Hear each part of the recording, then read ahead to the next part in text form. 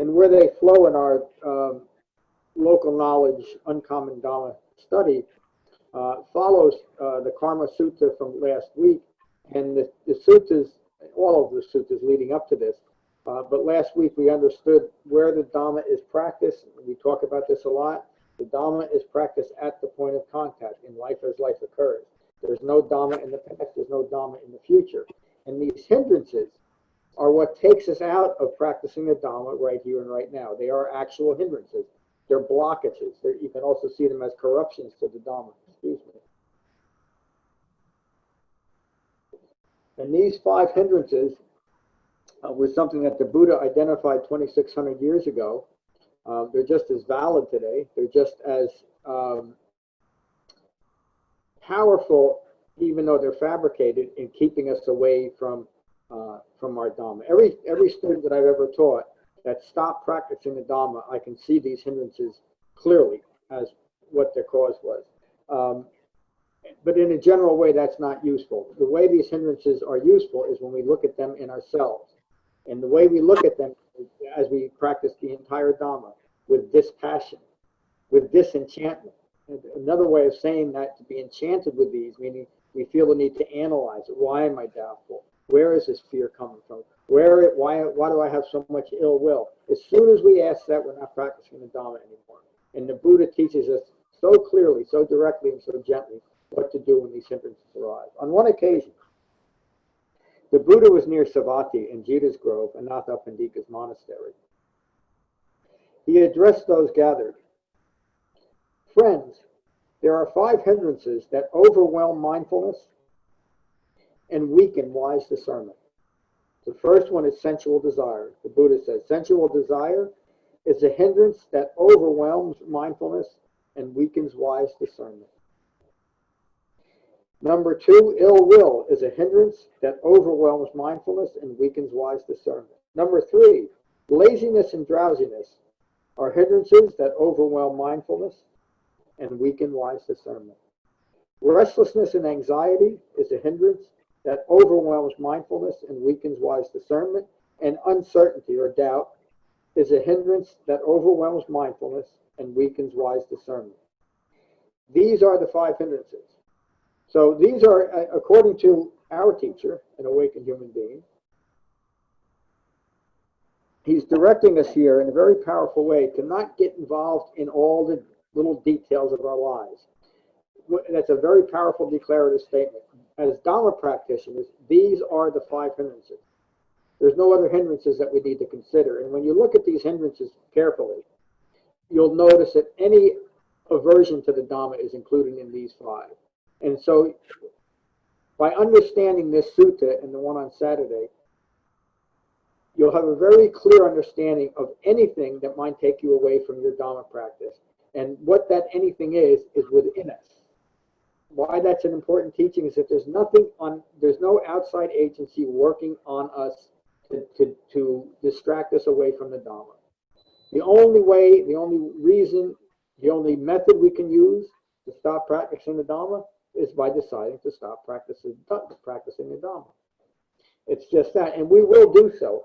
If we began developing the Dhamma and we decide to stop, it will be because of these hindrances. It might not be apparent. The Buddha continues, I will provide a simile. Suppose a swift mountain river flowing unimpeded, carrying everything with it. A person builds many side channels so that the current in the middle, remember the middle way, the current in the middle would be depressed and dispersed and dissipated. The slowed river, there's a typo in here that I think might have been in sending it to my Kindle, but the slowed river could not carry along everything or go far. In the same way, when a person clings to these hindrances, they are weak and ineffective in developing the Dhamma, developing the Eightfold Path. It is impossible, meaning people that give in to these hindrances, it is impossible for these people to understand what is for their benefit or for the benefit of others. It is impossible for these people to develop awakening and a truly noble distinction in knowledge and vision. A truly noble distinction in knowledge and vision, meaning understanding the 4 noble truths. The Buddha continues, now, suppose a swift mountain river flowing unimpeded, carrying everything with it. a person comes along and closes all the side channels. And the side channels are simply a metaphor for ongoing distraction, rooted in one of these 5 hindrances. The middle of the river would be unimpeded and would not be dispersed and dissipated. The swift river would carry along everything and it would go far. In the same way, the wise Dhamma practitioner abandons these 5 hindrances. It becomes possible for them to develop strong discernment and they are effective in their development of my Dhamma. The wise Dhamma practitioner understands what is what is for their benefit or for the benefit of others. They understand how to develop awakening and a truly noble distinction in knowledge and wisdom. That's the end of this short sutta. So, when you look at this sutta and understand it in the way that it's intended, and it's not that it takes any great intellect or profound knowledge to understand what the Buddha is talking about. Each and every one of us knows these hindrances. We've experienced them ourselves, and we don't like them. And that's the main reason we have problems dealing with them when they come up. Because we expect, and I'm talking about human beings in general, that when I'm going to start a so-called religious / spiritual / philosophical practice, just the act that I'm doing it should be enough that I'm not going to have any trouble in doing it. We should be saved. Look at the great faith I have. Look at all the rituals I do. Look at how powerful my belief is in Lord God Buddha. None of it does you any good, does it, in overcoming these hindrances? The only thing that can overcome these hindrances is a knowledge developed through the Dhamma, and recognizing where we are in our study, but recognizing that each and every one of these is an aspect of ignorance of Four Noble Truths, and they're aspects of I-making, every one of them. Every one of these hindrances can only arise from a self-referential or a selfish or a conceited view of self in relation to the world. Why is this happening to me? Or maybe this won't happen to me. And the direct counter in the Dhamma, when these hindrances arise, is to understand exactly what they are. There's something that I've developed within myself. And the way to get rid of it is to take a breath and put my focus back on the Dhamma, to reestablish right view in my mind right here and right now as best as I can. Not give into any of these hindrances. And when we do, we're only giving them power. So when I'm sitting in my cushion and great doubt and uncertainty arises within my mind as to what I'm doing and why am I doing it, and this has got to be the most ridiculous thing, I can't stand another minute, blah, blah, blah, blah, blah. Take a breath, recognize it, wait a minute. My teacher, the Buddha, told me this was going to happen. There's no reason to lose my mind over it. No more doubt and uncertainty. And in the next moment, doubt and uncertainty will probably arise. You take a breath, you realize this is not me, this is not mine, this is not what I am. Another one of these hindrances, ill will, is such a common hindrance that we have a practice called Metta to overcome that. And so when any of these hindrances arise, particularly ill will, it's a good idea and very effective to listen to the recording of Metta on the website, the same recording we close every class with. But any one of these hindrances, any one of these 5 or all 5 together, are simply figments of a mind rooted in ignorance of Four Noble Truths. And as wisdom starts developing, the hindrances also fall aside.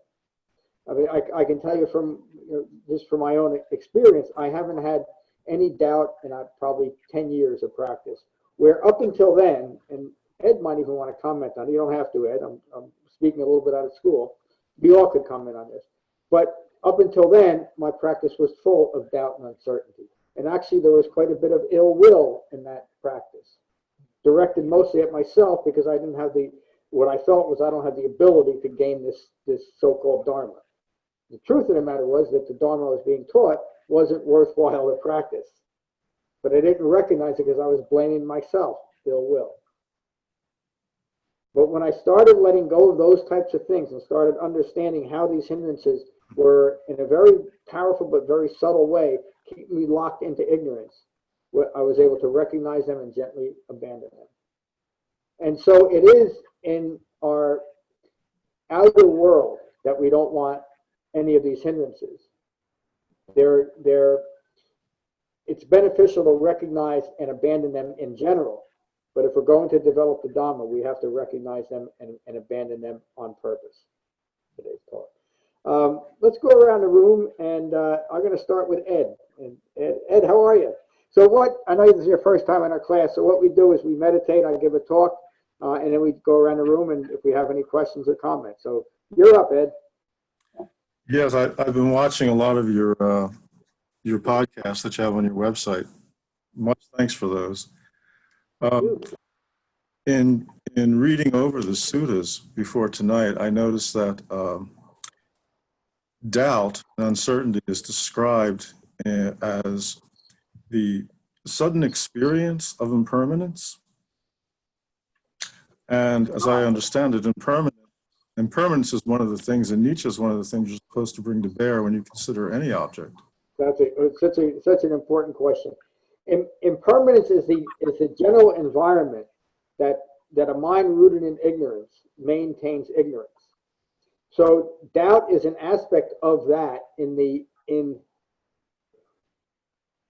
Doubt arises in my mind because for whatever reason I'm not willing to fully experience the next moment. Let me explain that, excuse me. Doubt in general is obviously rooted in fear, and it's a lack of trust in that the next moment won't be what I want it to be. And it's because of impermanence that we feel that way, because we can't control the next moment. We never know. I can have the biggest pile of gold, and I do not know if an earthquake's going to come by in the next minute and suck all the gold away. And I'm using kind of a silly example, but as soon as we take ownership of anything, we're setting ourselves up to come up against impermanence because it's always present. And so that doubt and uncertainty becomes a part of our conditioned thinking because of the impermanent nature of all things. Mm-hmm. A mind rooted in wisdom understands the impermanence of all things, and so there's no doubt or uncertainty. So a mind rooted in wisdom might be sitting on a big pile of gold, but has no concern for the upcoming earthquake because there's no ownership there of the gold. It's simply a pleasant convenience. Does that answer your question? Yes, it does, but if I could push it just a little bit further. Since, I guess, 1974, I've been involved in one thing after another, some for extended periods of time, some for shorter periods of time. And so the uncertainty that I have at times about the Dhama is, will this go away like everything else goes away? Another great question. And so I would answer it this way, as the Buddha would answer. He would use the word ehipassiko, which means come and see for yourself. But what it really means is you must come and see for yourself. It's the only way you can know. I know because you've been practicing, I know you've heard about the triple refuge or taking refuge. Yes. Usually that's applied in like most things, in a misunderstood way. What it means is that I understand that a human being actually awakened. I understand that. His name was Siddhartha Gautama. I also understand that he left his teachings in their original form, called the Dhama, in the second book of the Pali Canon. That's taking refuge in the Dhama. And then being part of a well-focused and well-informed Sangha. The Buddha said that's as important as any other aspect of the Dhama. Those are the three refuges. By taking that true refuge, and the understanding that a human being awakened, that he left his teachings, and that I have discovered a well-focused and well-informed Sangha, alleviates that doubt, or at least it starts to eliminate some of the uncertainty. And the way that it takes it through its culmination is the reason why the Buddha said that a well-focused Sangha is the most important aspect of Dhamma practice, is because we see other people working through their doubt and uncertainty and their ill will, etc. It's so important, but that's how you do it, Ed. It's entirely human and understandable to have some doubt and uncertainty. But the only way to overcome it is by actually practicing a pure Dhamma and experiencing the benefits themselves. Mm-hmm. So how's that for an answer? You're heading in the right direction. I'll work with that one. But that really is it. The only way you can know anything, obviously, that is not faith-based or belief-based is to actually develop it. And so there's nothing faith-based or belief-based in the Buddhist Dhamma. It's all to be experienced. and then you know that nobody, you don't take anything on faith just because I said to do it. And I think as you continue, you're going to very quickly realize how true that is. I can start to see that, because most of the things that I've tried and abandoned, the focus was somewhere outside of myself, looking to get something from somebody else or something else. Yeah. But I can see that that's not the case with this path. No, that is, and that's the basic thing that the Buddha realized as the most hurtful notion that there could be, that there's something outside of myself that I should instill myself in, or create for myself, or put myself in that, because Right. it takes you immediately out of your body, and it takes you immediately out of the life you're living, and there's no benefit, only stress and suffering there. And that understanding will only deepen as you continue it. Thank you. I'm glad you joined us tonight. And again, always feel free to contact me. Jan, I think you're joining us tonight for the first time. Would you like to say hello? Let me unmute myself. Yeah, I have been to your meditations, but it's been maybe a year. So I don't have too much to say. Okay, well, I'm glad you joined us. And again, you can always contact me through the website or join us online. Thank you. Have a good evening, Jan. Glad you joined us. Tim, how are you? Good evening, everybody. Hey, Tim. Welcome. Nice to see Ed and Jan for the first time. Hello. Hello. Yeah, Ed, I like what you said. Pretty good for your first class here. Thank you. About impermanence. I was looking at my notes on the study that we did this winter when we talked about hindrances. And I wrote down that the hindrances are the manifestations of the impermanent life that we live without understanding the Four Noble Truths, being ignorant of what the true meaning of life is. And when we talked about hindrances, I always see anicca as to be in the forefront.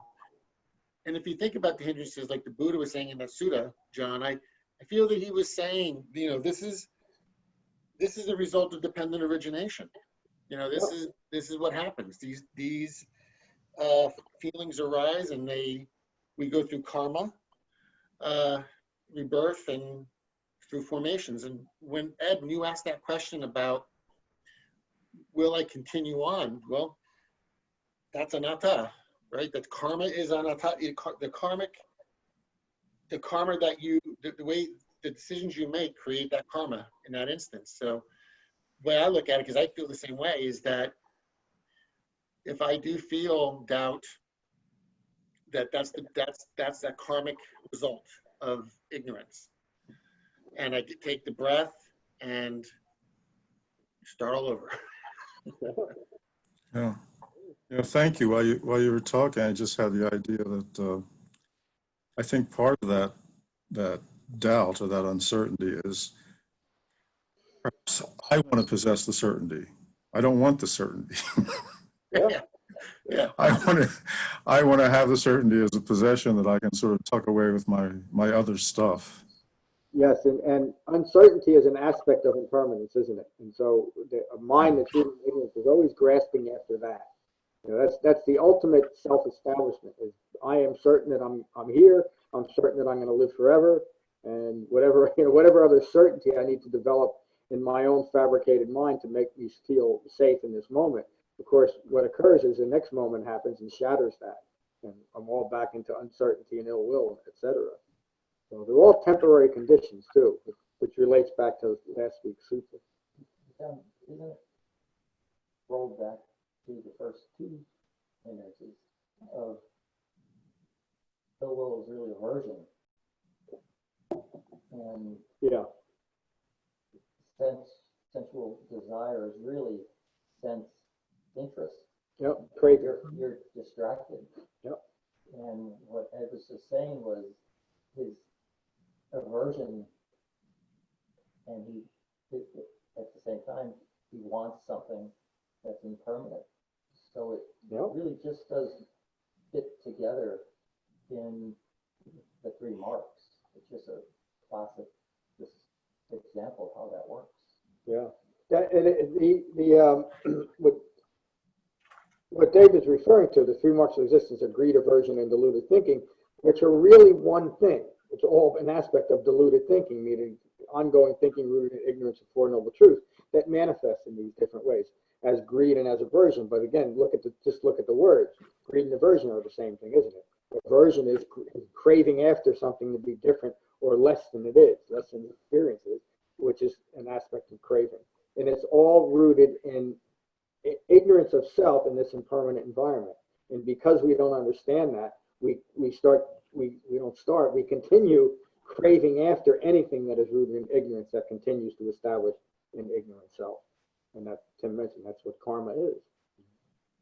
Were you finished, Tim? Yeah, but I just wanted to add, and I wanted to ask you, Please. get your insight and wisdom on this. You know, when I think of the hindrances, I feel like they seem like they're reactions. And, you know, I don't want to go down a slippery slope, but, you know, those aren't necessarily conscious. Those are reactions to the mind working. And sometimes we don't know. So we may not even know we're having ill will or self-loathing or doubt, and we feel it. And Yes. then we can't cognize it. So, and that results in that in the process of dependent origination. And I'm saying this from the class we had before, and then our sutta today, that these are their reactions to what's going on, and then that dependent origination process seems to kick in. So, I just wanted to ask you, John, is that a proper way of understanding it? Yes, and that recognition also points to the reason why the Buddha taught meditation for the sole purpose of deepening concentration, so that we can recognize and address these hindrances. Because otherwise our minds are reacting, and so we've lost our mind over it. There can be no resolution there. But with a well-concentrated mind, we can recognize the process that we're doing to ourselves. You know? So it's such an important point. But you also can see the simplicity there. It is a lack of concentration that would allow these hindrances to continue to rule our lives like they rule every human being's lives, unless they recognize it. Or we can develop concentration so that we can deal with these hindrances and so awaken. It really is that simple, and it really is that direct. This is a simple, very simple sutta, but it's also another, what you can call a key sutta, because if it's not looked at properly and given its due diligence, we'll just keep going on trying to hope that I won't fall into ill will or doubt or the need for sensual pleasure in this moment. You know, but that's just because we get caught up in our thinking. Views rooted in ignorance of Four Noble Truths. Thank you, Tim. Jane, how are you tonight? I'm fine, John. This sutta just reminds me of how personal the Dhamma is. I mean, the hindrances, I create them, not an outside force. It's all me, Yep. and I can overcome the hindrances, you know, deep in my practice. That's on me too. Yep. So Yep. I'm dependent on somebody else or an outside force. It's all me. Yeah, and that points to another very powerful part of the Dhamma. When I realized that awakening was entirely up to me, and understanding within what the Buddha taught as awakening, not some magical, mystical self-establishment on the dark side of Pluto, but actual human awakening in this human life, it changed everything. And you hear me say often, there's so much power in integrating the Eightfold Path, and that power is the power of self-assurance. I know that as I'm living within the framework of the Eightfold Path, I can't do any harm to myself or another human being. And that is freedom, folks. That's freedom. When you actually know that. And you can live your life moment by moment, resting in that refined mindfulness and jhana meditation through this practice. And it is just that. It's developing enough concentration so that the hindrances don't rule our lives. Thank you. Hello, Matt. John, good to see you. Good to see you. See everybody. Really enjoying hearing the Sangha talk about this and discuss this. This is a short sutta, but very, very profound. mentioned in the beginning that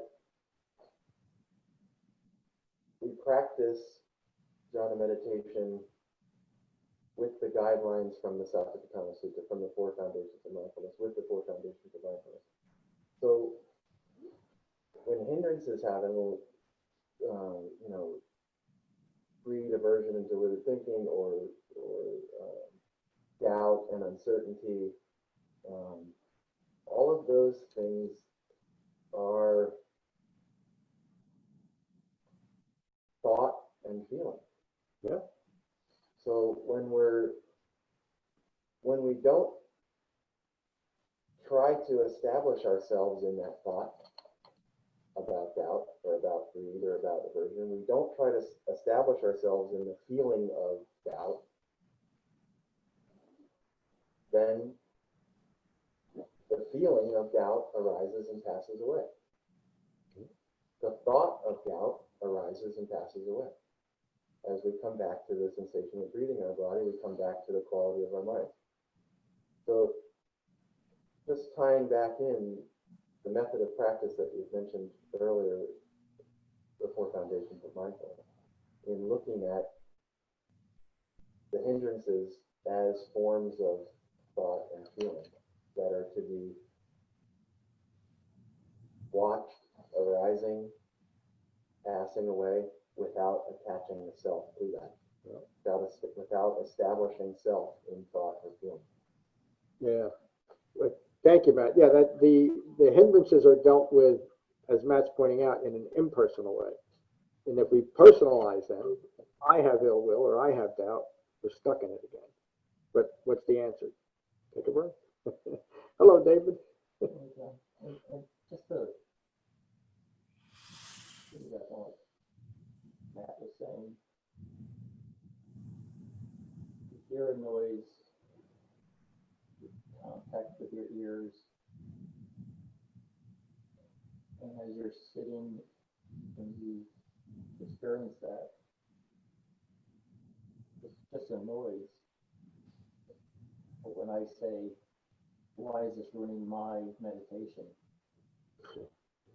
Versus just a noise that is there and it's nothing. But because I've attached my story, it's only that can happen. And that's the practice, and that's the space with this jhana meditation that can experience that moment and those moments. And the hindrance is certainly something that's holding you back from your practice, but it's really an opportunity to see how they impermanent and there's no substance to it. Yep. It's Right. not attached to what you are. And that's, I think, those little moments where if you have to see that the calm that you're developing and the concentration, and that's practice. So, thank you. Thank you. Yeah, that's practice. That's it. It's right there at the point of contact. Thank you, Dave. Fred, how are you? Good, good to be here. I got a lot out of your sutta, and what you were saying about the doubt and uncertainty, and being able to getting lost in that, and that being saying, or not attaching yourself to that next moment, the feeling or the thought, and establishing yourself in that, and being able to come back to your breath. And I'm seeing that a little bit more clearly in my life and work. And it's a lot of it's fear-based. For me, I think. But you're seeing it. But I'm seeing it. Yeah. I'm seeing, I'm seeing like a little bit of space in there, and not dreading the next moment, or not being so afraid of the next moment. That's the beginning of spaciousness. But it really, when we talk about spaciousness, it really is the space between one thought and the next. And when you're able to do that between fabrications, that's the beginning of awakening. It really is. And yeah, that's about it. Thank you. Thank you. I'm glad you joined. Hello, Ron.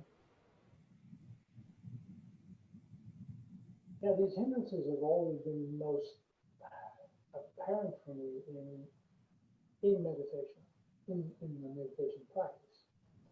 And I realized that they can, during meditation, they can feed upon themselves. You start being distracted by ill will in your practice. They're just distracted. And then your mind goes, oh, damn it, I'm being distracted. It's just ill will. It turns into an ill will towards yourself. Yeah.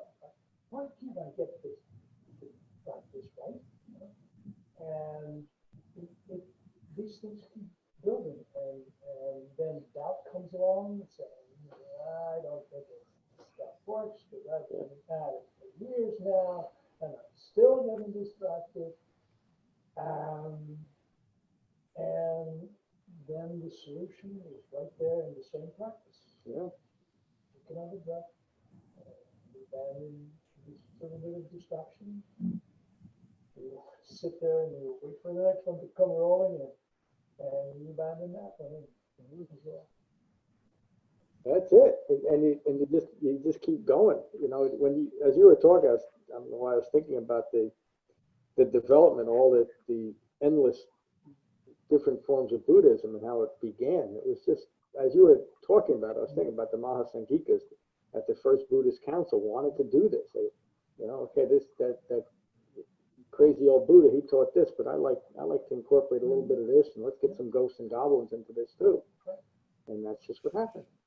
And it's a natural human thing to do. Completely understandable. We've done it with every so-called religion has been altered over the years too. I mean, this isn't a religion, but and we do it for that particular reason. We do it because of the hindrances, or we recognize the hindrances and simply abandon them and be awakened. Really, it was a great class on a very short sutta. Does anybody else have anything else they'd like to? Does anybody have anything else they'd like to add before we close? All right, we'll finish with metta as we always do. So again, find your relaxed meditation posture. Gently close your eyes, gently close your mouths. And these are the Buddha's words on metta from the Karaniya Metta Sutta. This is what should be done by one who is skilled in goodness and who knows the path of peace. Let them be able and upright, straightforward and gentle in speech, humble and not conceited, contented and easily satisfied, unburdened with duties, and frugal in their ways, peaceful and calm and wise and skillful, not proud or demanding in nature. Let them not do the slightest thing that the wise would later reprove. Wishing, in gladness and in safety, may all beings be at ease. Whatever living beings there may be, whether they are weak or strong, omitting none, the great or the mighty, medium, short, or small, the seen and the unseen, those living near and far away, those born and to be born, may all beings be at ease. Let none deceive another or despise any being in any state. Let none through anger or ill will wish harm upon another. Even as a mother protects with her life her child, her only child, so with a boundless heart should one cherish all living beings. Radiating kindness over the entire world, spreading upwards to the skies and downwards to the depths, outwards and unbounded, freed from hatred and ill will. Whether standing or walking, seated or lying down, free from drowsiness, one should sustain this recollection. This is said to be the sublime abiding. By not holding to fixed views, the pure-hearted one, having clarity of vision, being freed from all sense desires, is not born again into this world. Thank you all for a wonderful class tonight. Peace. Thanks for joining online. We'll see you all soon. Thanks, John. Thank you, John. See you, Jane. See you, Ed. Bye. Bye-bye. Bye-bye.